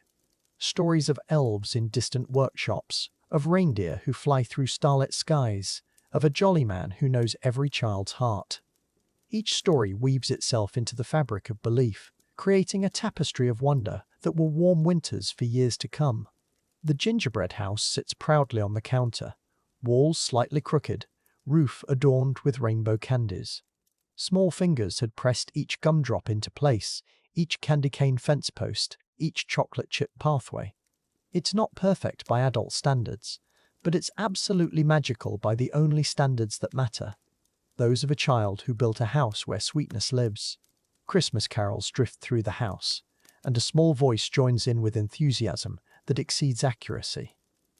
The words might be wrong, the tune might wander, but the joy is pure and true. Each song carries memories in the making, moments that will echo through decades, when Christmas morning meant magic was not just possible, but absolutely certain to arrive. Under the tree, carefully wrapped packages wait like sleeping treasures. The child crawls beneath the branches, studying each box, memorizing the patterns of ribbons and bows. Which one might hold the special wish? Which one might contain the unexpected surprise? The anticipation is almost too wonderful to bear, yet somehow, the waiting is half the magic itself.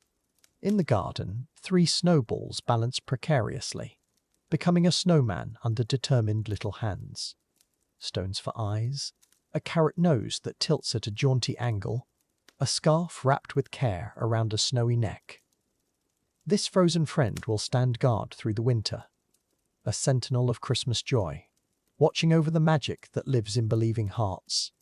The Advent calendar hangs on the wall, its tiny doors hiding daily treasures. Each morning brings the ritual of opening, the joy of discovery, the countdown to Christmas growing shorter and sweeter. Behind each door, a small chocolate, a tiny toy, a promise that magic accumulates day by day, building toward the grandest celebration of all. Christmas cookies cool on racks throughout the kitchen, each one shaped by small hands and big dreams. Stars and trees, candy canes and bells, some perfectly formed, others wonderfully unique. The sweet aroma fills the house with warmth, creating an atmosphere where love tastes like sugar and cinnamon, where every bite holds the essence of Christmas joy. As bedtime approaches on Christmas Eve, a child gazes out the window one last time. Perhaps a shadow moves across the moon. Perhaps a star twinkles more brightly. Perhaps somewhere in the distance, the faint sound of ho ho ho drifts on the winter wind. Tomorrow will bring unwrapping and discovery. But tonight belongs to dreams and believing. In the quiet moments before sleep, when the house holds its breath in anticipation, the true magic reveals itself. It lives not in the gifts or decorations, but in the wonder itself, in the capacity to believe in impossible things, in the joy that fills small hearts to overflowing. This is Christmas through a child's eyes, pure, perfect, and eternally magical. Chapter 12. Quiet Corners, the Unseen Elements of Christmas. Beyond the familiar carols and glowing hearths, there exist shadowed alcoves where older traditions still whisper. In these forgotten corners, ancient customs blend with Christian ritual, creating a tapestry both beautiful and strange. Tonight we venture into these hidden spaces, where wassailing songs echo through winter orchards, where ghost stories crackle by dying embers, where the very essence of Christmas reveals its most mysterious face. Long before Christmas became the gentle celebration we know, it carried wilder energies. In medieval England, December nights rang with raucous revelry that would shock modern sensibilities. Ale flowed freely in manor halls, while masked figures danced through village streets. The 12 days of Christmas were not quiet family gatherings, but weeks of uninhibited celebration, where social order temporarily dissolved and common folk ruled as kings, if only until Twelfth Night's final bell. The wassailing tradition speaks to Christmas's rowdier past. Groups of singers would venture from house to house, demanding entry with ancient songs. "Good wassail," sang the carolers, bearing steaming bowls of spiced ale. But this was no gentle request. It was ritual demand rooted in pre-Christian custom. Householders who refused the wassailers risked bad fortune. For these wandering bands carried not just songs, but the weight of winter spirits seeking their due tribute. In orchards across Old England, the wassailing took stranger forms still. Farmers would gather on Twelfth Night, carrying torches and pans to the apple trees. They poured cider on gnarled roots, hung bread from winter branches, then raised such clamour to wake the tree spirits. "Hatpin, old apple tree, we wassail thee," they chanted, firing guns into bare limbs. This noisy ritual promised abundant harvests, but its roots stretched back to tree worship, to times when orchards held their own gods. The Lord of Misrule reigned supreme during these wild Christmas seasons. This temporary king, chosen from servants or common folk, held absolute power throughout the festivities. His word became law, his whims became command. Lords served their servants, masters obeyed their slaves, and hierarchy crumbled like frost in morning sun. This carnival of reversal echoed ancient Roman Saturnalia, when social bonds loosened and chaos briefly ruled, reminding all that order itself was merely temporary, fragile as winter ice. Christmas ghost stories formed another hidden tradition, woven deep into the season's fabric. Long winter nights called forth spectral tales, told by flickering firelight in manor halls. The veil between worlds grew thin in December darkness, making it the perfect time for ghostly visitations. Families gathered close as storytellers spun tales of haunted Christmas Eves, of spirits seeking redemption, of supernatural warnings wrapped in seasonal mystery. Charles Dickens merely echoed what generations already knew. Christmas belonged as much to the dead as the living. Divination customs flourished in Christmas's quiet corners, where young maidens sought glimpses of future husbands. On Christmas Eve, they would peel apples in single strips, then throw the peel over their shoulders. The shape it formed spelled out their true love's initial, if the spirits were willing. Other traditions involved walking backwards to church or staring into mirrors by candlelight, seeking prophetic visions in flickering shadows. These practices danced on Christianity's edges, where pagan fortune-telling met seasonal celebration, creating mysteries both thrilling and forbidden. The Holly King and Oak King battled through winter folklore, their eternal struggle marking the season's turning. As daylight weakened toward solstice, the Holly King claimed dominion over the darkening world. His crown of thorns and berries red, symbols of blood and sacrifice, reminded all that death preceded rebirth. But the Oak King waited patiently, gathering strength through winter's depths, ready to reclaim his throne when light returned. This ancient myth lived beneath Christmas pageantry, where old gods wore new masks but never truly died. Christmas markets held their own shadowy corners, where fortune-tellers and cunning folk plied their trades. Between stalls of gingerbread and woolen goods, wise women read palms and cast bones. They sold love charms and protection spells, blessed amulets and cursing stones, their wares as sought after as any merchant's goods. Church authorities frowned upon such practices, but winter desperation and seasonal magic proved stronger than religious prohibition. People needed hope and answers, and the market's hidden corners provided both for those brave enough to seek. Mumming plays brought ancient drama to Christmas streets, where masked performers enacted age-old tales. St. George battled Turkish knights, Father Christmas dispensed gifts and wisdom, while the doctor raised the dead with mystical cures. These rough performances carried deeper meanings: death and resurrection, good conquering evil, the eternal cycle of seasonal renewal. Audiences watched familiar characters play out cosmic struggles, while coins clinked in passing hats. The plays themselves were scripture written not in books, but in movement and mask. Mary Lyd stalked Welsh villages on winter nights, her horse skull decorated with ribbons and bells. This strange procession brought both blessing and demand, challenging households to contests of wit and rhyme. "Let us in," sang the Mary Lyd's followers, their voices echoing through frost-touched streets. "No," replied the householders, "you cannot enter here." The verbal battle continued until dawn, or until ale and hospitality won the day. This skeletal horse represented death, transformed, winter's harshness made bearable through community ritual, fear made friendly through shared tradition. Krampus chains rattled through alpine Christmas nights, where St. Nicholas's dark companion claimed his due. This horned figure punished the wicked, while his sainted partner rewarded the good. Together they embodied Christmas's dual nature: light and shadow, mercy and justice, hope and fear walking hand in hand. Children learn to behave not just from promised rewards, but from genuine terror of the chain-bearer's approach. Modern Christmas sanitized this balance, but old traditions remembered that celebration and consequences were forever intertwined, like holly and thorns on winter's wreath. Yuletide fires burned with special purpose, their flames carrying prayers and protection. Families saved special logs throughout the year, oak or ash or apple wood, seasoned with intention and blessed with hope. The Yule log must burn for 12 full days, or ill fortune would follow through the coming year.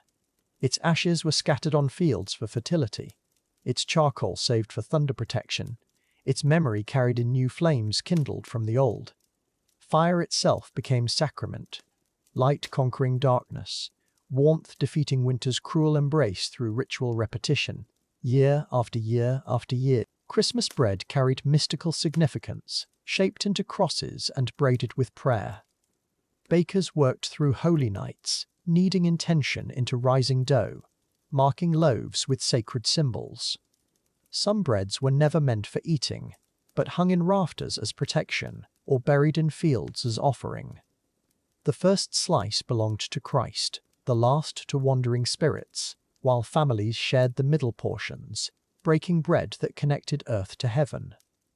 Grain transformed by fire and faith, simple flour becoming communion, nourishment for both body and soul through winter's day. As centuries passed, these hidden traditions began to fade. Urban life disconnected people from seasonal rhythms, while industrial progress promised better ways than ancient wisdom. Ghost stories moved from firesides to books, wassailing songs became quaint curiosities, divination practices retreated to carnival sideshows. The wild energy of medieval Christmas, with its reversals and revelries, seemed too dangerous for civilized society. Yet something essential was lost. When mystery gave way to predictability, when magic transformed into mere sentiment, leaving Christmas somehow. Perhaps in our modern celebrations, we might reclaim some of these quiet corners. Not the superstitions or the fear, but the recognition that Christmas holds deeper mysteries than shopping lists and greeting cards. In the pause between carols, in the flicker of candlelight, in the hush of falling snow, the old traditions still whisper. They remind us that this season belongs to more than merchants and manufacturers, that beneath the familiar surface, currents of ancient wonder still flow, waiting for those brave enough to listen, to remember, to welcome mystery back into our winter nights. Chapter 13. Through the Hourglass, the Future of Christmas. Time moves like sand through ancient fingers, each grain a moment, each moment a memory of Christmas's past. Now we peer through glass darkly, into tomorrow's celebrations. What will remain when we are gone? What new traditions will bloom in soil we have prepared? What echoes of our joy will dance in distant December nights? The hourglass turns, and we see children not yet born opening gifts we cannot imagine. Their laughter carries the same note as ours, but their carols may be sung in languages yet unspoken. Technology weaves itself into ancient rituals, creating hybrid celebrations that honor both innovation and inheritance. The future Christmas wears familiar clothes with unfamiliar patterns. In tomorrow's living rooms, families gather around screens that project three-dimensional trees. Yet grandmother's ornaments still hang from branches that exist in light and memory. The scent of cookies baking mingles with air that purifies itself, while children's voices echo through homes that think and breathe alongside their inhabitants. Some things change, some things endure forever. New traditions sprout like winter flowers in glass houses. Perhaps children will leave offerings for drones that deliver midnight surprises, or families will share virtual dinners across continents that feel like neighboring chairs. The Christmas tree may stand in digital gardens, its lights powered by wind and sun, its meaning unchanged, though its substance transforms. We imagine cities where Christmas markets exist in augmented reality, where the warmth of cinnamon and cloves travels through networks of connection. Vendors from centuries past appear as holograms, selling memories wrapped in tomorrow's paper. The boundary between past and future blurs like frost on ancient windows, creating something neither old nor new, but timelessly Christmas. The melancholy sweetness of change touches every transformed tradition. Will children still leave milk and cookies, or will they program artificial intelligences to prepare Santa's feast? The jolly old elf himself may navigate by satellite, his sleigh powered by renewable magic. Yet the essential mystery remains, the same wonder painted in different colors on evolution's endless canvas. Heritage whispers to progress in languages both understand. Ancient carols download into neural implants, their melodies unchanged, though their delivery systems revolutionize. Church bells may ring through quantum frequencies, calling faithful hearts across dimensional spaces. The nativity scene appears in virtual reality, where shepherds and wise men walk among us once more. In climate-controlled environments, we recreate the snow our grandchildren may never see. Artificial winters bloom in biodomes, where reindeer graze on synthesized tundra. The Christmas spirit adapts like water finding its course, flowing around obstacles that would stop lesser forces. Love finds a way, even when the way looks nothing like before. Progressive shifts paint tomorrow's celebrations in colors we cannot name. Families redefined by choice rather than blood gather around tables that seat both flesh and consciousness. Gift-giving transcends physical objects, as experiences and emotions become the presents we exchange. Stockings hang in spaces both real and imagined, waiting for Santa's evolving generosity. The echo of ancient customs reverberates through chambers yet unbuilt. Yule logs burn in digital fireplaces, their warmth transmitted through haptic feedback systems. Holly and ivy grow in vertical gardens on Mars colonies, carrying Earth's blessing to alien soil. The Christmas star shines from artificial suns, guiding travelers between worlds toward the same eternal hope. Memory banks store every Christmas morning from generations past, allowing children to experience their great-great-grandmother's wonder. Time travel becomes possible through carefully preserved moments, where December 25th stretches across centuries in single heartbeats. The future preserves what the past created, weaving continuity through transformation's inevitable passage. Newly invented traditions feel ancient from their first occurrence. Perhaps families will gather to plant trees in virtual forests, or children will help Santa calculate the most efficient delivery routes across expanding universes. Innovation wears tradition's face, while tradition adopts innovation's methods. The dance between old and new creates Christmas Future's unique rhythm. Through the hourglass, we see souls unchanged by circumstances that transform everything else. Human hearts still hunger for connection, still seek magic in ordinary moments. Christmas Future may unfold in languages yet unwritten, but its message remains consistent. Love transcends time, hope bridges every gap, peace finds fertile ground in every tomorrow we dare imagine. The constant echo of ancient customs provides harmony for future melodies.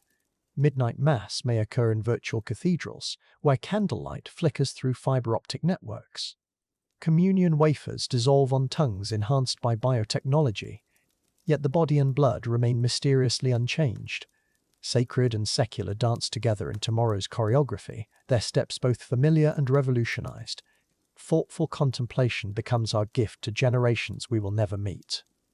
We plant seeds of wisdom in tomorrow's soil, trusting future gardeners to tend what we have sown. The Christmas spirit we nurture today will bloom in ways we cannot foresee, creating beauty beyond our ability to imagine yet rooted in love. We recognize instantly. The door to our concluding chapters creaks open on hinges oiled by anticipation.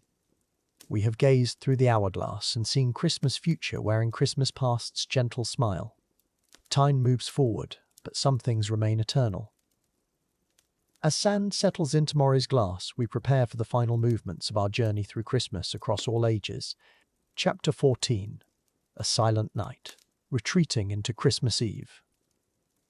Calm. The world exhales slowly as evening settles over snow-laden rooftops and frost-kissed window panes. Christmas Eve has arrived with gentle footsteps, moving through homes where warmth glows from within. Tonight is different, quieter, as if the entire world has agreed to whisper.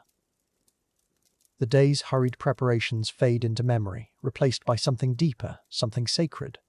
Time seems to stretch like honey as the afternoon light grows golden, then amber, then soft purple.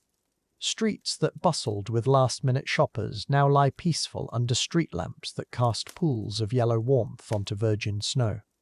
Children press their faces to windows, breath fogging the glass as they watch snowflakes dance in slow motion, each one unique, each one perfect in its brief journey to Earth. Inside homes across the world, families begin their gentle retreat into Christmas Eve calm. The fireplace crackles softly, sending shadows dancing across walls adorned with garland and ribbon. The Christmas tree stands like a sentinel of joy, its branches heavy with ornaments that catch the flickering light, each decoration holding memories of Christmases past, stories waiting to be remembered once again in the growing twilight. Around the tree they gather, generations linked by invisible threads of tradition and love. Grandparents settle into worn armchairs, their eyes twinkling with decades of Christmas memories. Parents arrange themselves on soft carpets, children curled against their sides like sleeping cats. The torch of storytelling passes from weathered hands to eager hearts, tales flowing like warm milk and honey into receptive souls. Stories emerge like gifts unwrapped. Tales of Christmases when snow fell deeper, when cookies were shaped by smaller hands, when wishes hung on tree branches like morning dew. Each memory shared becomes a bridge, connecting past to present, weaving the fabric of family tighter with every word. Voices grow softer as evening deepens, hushed reverence replacing daytime chatter, creating space for wonder to bloom. Treats appear like small miracles, cookies still warm from the oven, their sweet fragrance mingling with pine and cinnamon. Cocoa steams in delicate cups, marshmallows melting into creamy clouds. These simple offerings become communion, shared sweetness that binds hearts together. Children's eyes grow heavy with contentment, sugar, and story combining to create the perfect recipe for Christmas Eve drowsiness, peaceful and complete. In the distance, a bell begins its ancient song, deep and resonant, calling across the snow-covered landscape. The midnight bell, keeper of Christmas Eve's most sacred hour, sends its bronze voice rolling through the darkness. Each toll seems to slow time further, marking not just minutes but moments of grace. Reminders that some things transcend the everyday rush, that silence can be more powerful than noise. Through frost-etched windows, flickering points of light appear in the darkness. Carolers move like gentle spirits through the night, their candles creating small halos of warmth against the winter air. Their voices rise and fall in harmony, ancient songs carrying on the wind, melodies that have comforted hearts for centuries. The flames dance with their breath, casting golden circles on fresh snow, beauty in motion. The call of the winter night grows irresistible, drawing us from warmth into wonder. Boots are pulled on over woolen socks, scarves wrapped like gentle embraces around necks. The door opens to reveal a world transformed, every surface touched by snow's magic wand, creating a landscape of dreams. The first step crunches softly, beginning a silent pilgrimage through Christmas Eve's crystalline cathedral. Each footstep sinks gently into the unmarked snow, creating a pattern of quiet intention. The path winds between sleeping gardens, past houses where golden light spills from windows like liquid honey. No words are needed. The silence speaks its own language, a vocabulary of peace that penetrates deeper than any conversation. Breath becomes visible, small clouds that dissipate like prayers released into the infinite darkness above. Behind us, footprints tell their own stories in the pristine snow. Each impression marks a moment of mindfulness, a step taken in reverence for this holy night. The tracks weave through the winter landscape like words written in a sacred text, readable only by those who understand the language of contemplation, who know that sometimes walking in silence speaks louder than any sermon. The patterns our feet create become meditation, spirals of thought made visible in compressed snow. Here, a pause to observe an icicle catching moonlight. There, a detour to appreciate how snow clings to evergreen branches. Each deviation from the straight path represents a moment of wonder, a decision to notice beauty in the midst of winter's stark honesty, finding grace in the ordinary. Inward reflection begins its gentle work, thoughts turning from the external winter wonderland to the interior landscape of the heart. What gifts do we carry within ourselves? What gratitude waits to be acknowledged?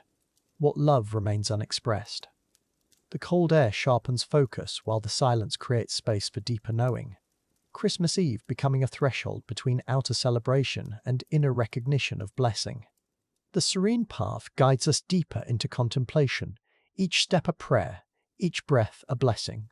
Snow continues to fall in lazy spirals, nature's own meditation in motion. The night wraps around us like a gentle embrace, protective and nurturing, holding space for whatever needs to emerge from the silence. We walk not to arrive somewhere, but to be fully present, here, now, in this sacred darkness. Here, now, in this sacred darkness. Moving towards closure, we sense the approach of something both ending and beginning. Christmas Eve draws us into its deepest mystery, the space between anticipation and fulfillment, between seeking and finding. Our footsteps slow, becoming more deliberate, more reverent, as if approaching a shrine. The bell tolls again, distant but clear, calling us back from our winter pilgrimage, back to warmth, to light, to love. As we turn homeward, the patterns in our wake tell the story of a Christmas Eve well spent. Silent communion with winter's beauty, footprints that speak of mindfulness, a heart opened wider by walking in darkness. Behind us, the snow begins to cover our tracks, nature reclaiming the canvas for tomorrow's stories. But within us, the peace of this silent night remains, eternal and warm. Chapter 15. In the stillness of the morn, Christmas Day and gentle farewell. The world awakens to crystalline silence. Dawn's first light painting frosted window panes in shades of pearl and gold. Somewhere in the distance, church bells whisper their ancient carols across sleeping villages, their gentle chimes floating on winter air like prayers made manifest. This is Christmas morning, soft and sacred, where time itself seems to pause in reverence for the magic that surrounds us all. In homes across the world, families stir beneath warm quilts, drawn by the irresistible pull of Christmas morning. Children's footsteps patter softly down hallways, their hushed whispers carrying excitement and wonder. The scent of cinnamon and pine drifts through quiet rooms, mingling with the sweet fragrance of holiday memories. Stockings hang heavy with small treasures, while beneath the tree, carefully wrapped gifts wait patiently, guardians of joy ready to share their secrets with eager hearts. The Christmas tree stands sentinel in the morning light, its branches adorned with generations of ornaments, each one a keeper of stories. Glass baubles catch the early sunlight, casting tiny rainbows across the walls like scattered blessings. Tinsel whispers softly with each gentle draught, while lights twinkle in their steady rhythm, heartbeats of holiday magic. Here, beneath this ancient symbol of life and renewal, families gather, drawn together by invisible threads of love and tradition that span countless centuries. Gift paper rustles like autumn leaves, each careful unwrapping a moment of suspended anticipation. Ribbons fall away in silken streams, revealing treasures both simple and grand. A child's gasp of delight echoes through the room, while grandparents smile with eyes that remember their own Christmas mornings long ago. These gifts are more than objects. They are vessels carrying love across the generations, tangible reminders that we are cherished, valued, remembered with tender care and thoughtful intention. In the kitchen, the ancient ritual of Christmas breakfast begins, hands that have prepared countless holiday meals, moving with practiced grace. The sizzle of warming butter mingles with the gentle bubble of coffee brewing, while spices release their aromatic promises into the air. This is the alchemy of Christmas cooking, transforming simple ingredients into meals that nourish not just the body, but the soul, creating flavors that will forever taste like home, like love, like Christmas morning itself. Around the breakfast table, voices blend in gentle harmony, sharing stories and laughter that seem to sparkle in the morning light. Steam rises from warm mugs, carrying with it the essence of contentment and peace.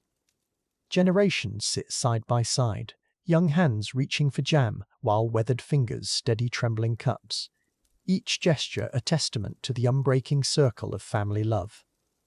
This is Christmas communion, where ordinary moments become extraordinary through the simple act of being together. Through frost-kissed windows, the world appears transformed, wrapped in winter's gentle embrace. Snowflakes dance their eternal ballet, each one unique yet part of something infinitely beautiful. The landscape sleeps beneath its white blanket, while evergreen branches bow gracefully under their crystalline burden. This is Christmas peace made visible, nature herself celebrating in her quiet way, reminding us that miracles happen not in grand gestures, but in the soft accumulation of countless small wonders. Children press eager faces against cool glass, their breath creating temporary clouds of wonder on the windows. Outside, the world has become a Christmas card, perfect in its winter stillness. A cardinal alights on a snow-laden branch, its red plumage a bright note against the monochrome landscape, while somewhere in the distance, church bells continue their gentle calling, inviting all creation to pause, to wonder, to remember the deeper mysteries that Christmas morning holds within its peaceful embrace. As morning deepens into day, the rhythm of Christmas settles into something warm and unhurried. Wrapping paper finds new purpose in children's imaginative games, while boxes become castles and ribbons transform into fairy tale accessories.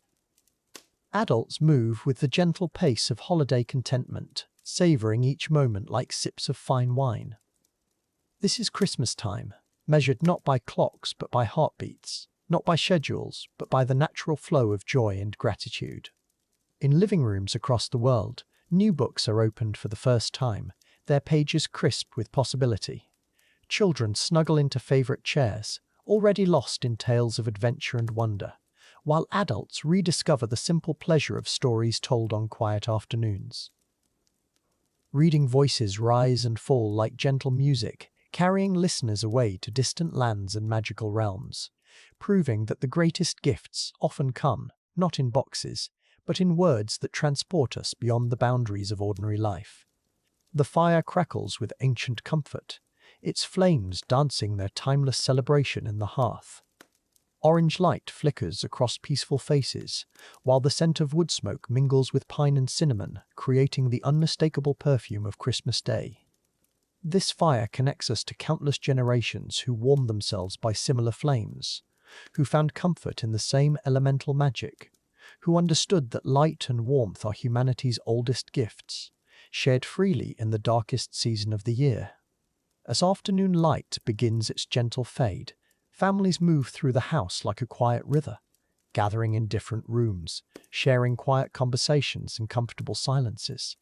Someone plays soft carols on an old piano, the familiar melodies wrapping around the day like a beloved shawl. These songs carry within them the voices of centuries past, connecting this Christmas morning to all the Christmas mornings that came before, and all that will come after, in an endless celebration of hope and renewal. In the growing twilight, candles are lit one by one, their flames joining together in a constellation of gentle light.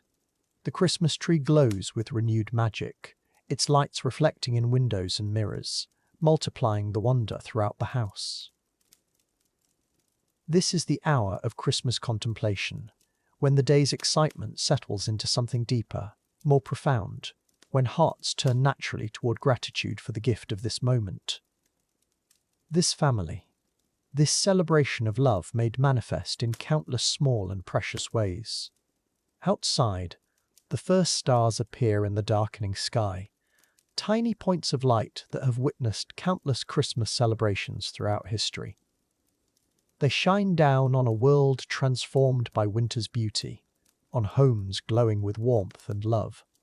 on families gathered around tables and hearths, sharing in the timeless tradition of Christmas peace. These stars remind us that we are part of something vast and wonderful, connected to the cosmos itself through the simple act of celebrating, of loving, of being grateful. As this perfect Christmas day draws toward its gentle close, hearts are full with the accumulated joy of hours spent in love's embrace. The magic lingers in every room, in every corner where laughter echoed, in every space where families gathered in celebration. This is how Christmas lives on, not just in our memories, but in our hearts, carrying its light forward into all the ordinary days that follow, transforming them with the gentle radiance of love, hope, and the enduring promise of peace on earth. And so we come full circle, from the ancient fires of winter solstice to this Christmas morning, from pagan celebrations to sacred traditions, from the first tentative steps of early Christianity to the global celebration that embraces all humanity today.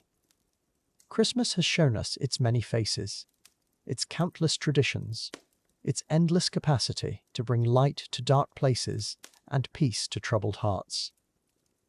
As we close this final chapter, may the spirit of Christmas remain with you always, gentle as falling snow, warm as candles,